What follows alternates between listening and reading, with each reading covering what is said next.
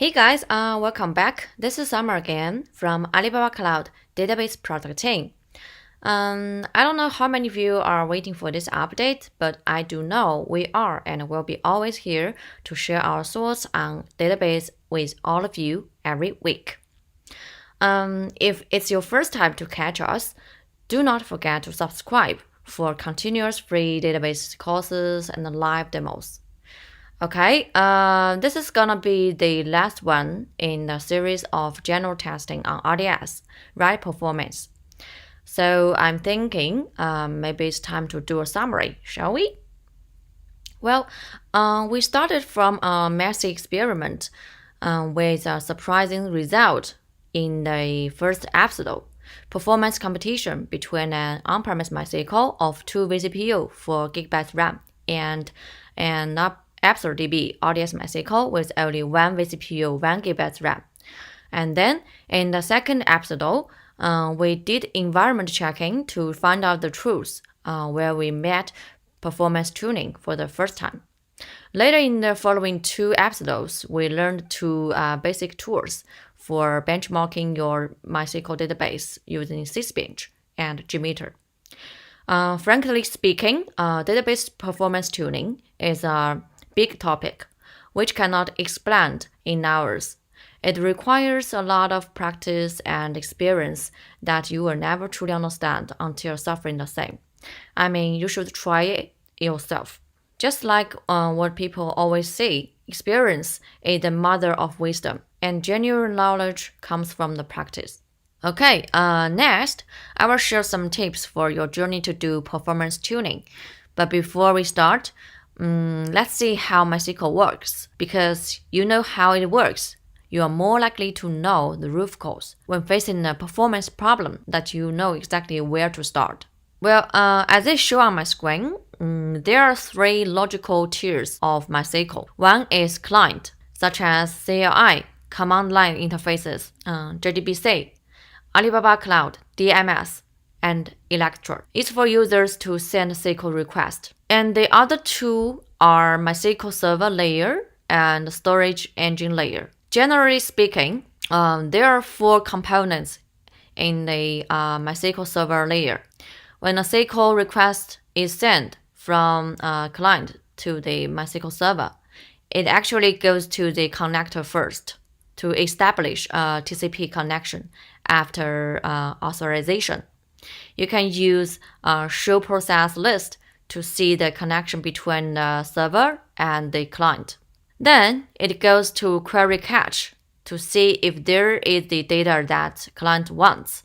If yes, return the result to the client. If not, goes to the analyzer to do the structure and syntax analyze. If no errors hints, goes to the optimizer to choose the way to finish the task. As it usually the case, although there are 2 options, CBO, cost-based optimization, RBO, rule-based optimization. CBO is always selected as the best choice for most of us who want less time consuming. After optimizer, it goes to the executor to generate execution plan, complete the task, and get result back to the client. At the bottom is the storage engine, which determines how data is stored, how data is updated, and how indexes work. The behaviors and the formats will vary greatly depending on the storage engine. You can set different storage engine for different tables. If you're not, then InnoDB is the default. Okay, after knowing how MySQL actually works, let's move on to the performance tuning. Here on my screen, I shared some tips for you. What can it be besides hardware performance bottleneck? First, are you choosing the right storage engine for your table? Because we mentioned just now, it influences the way data being stored, updated, and found. Especially, MyISOM cannot be used for transactions, and memory is only for small tables. Then check system variables.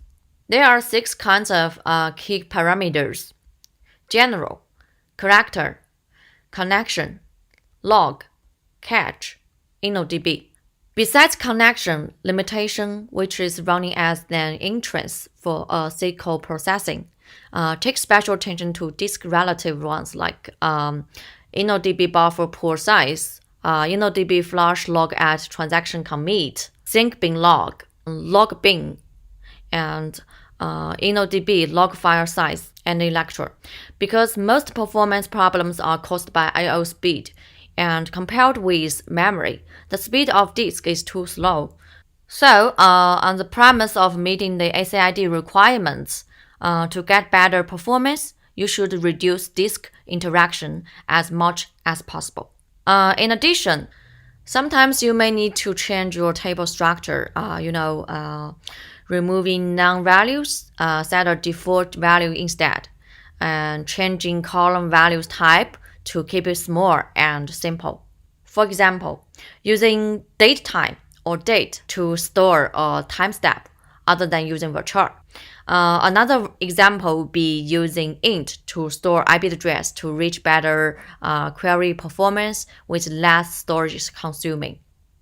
At last, to figure out where the bottleneck is, you can seek the help of tools like profiling and explain. Let me show you. First, I need to connect to my ECS.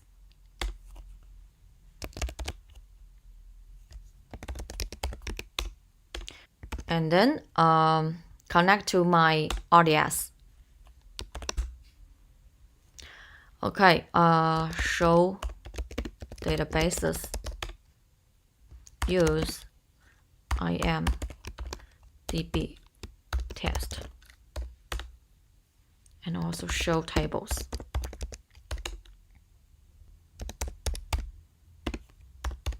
Table. Okay, first we need to set up profiling. Set profiling equals when. It's on now, and let's do a select. Alt tab. It may take a while because there might be a lot of data in the table. Okay, then we execute show profiles. This is a time cost, and show more detail. Show profile to see more detail. We can also learn how MySQL works through the profile details. This is a connector, and then analyzer, and then optimizer, and then executor, right? So this is the most time-consuming part. What about explain? Explain, select from old tab. Okay, this is explain. Let's try another one. Count. Can you see the difference? Obviously, it's quite annoying. Is there any easier way to do so? The answer is yes. I would recommend Alibaba Cloud Data Autonomy Service DAS to do SQL optimization and troubleshooting automatically. Okay, this is all for today. We will stop here. Please be free to show your great talent. If you have better idea on performance tuning, we are looking forward to your voice. Next month, we will launch a brand new series. Guess what? This is also a topic that most of our users desire. What it will be? Let's keep it as a secret for now. See you next time. Bye.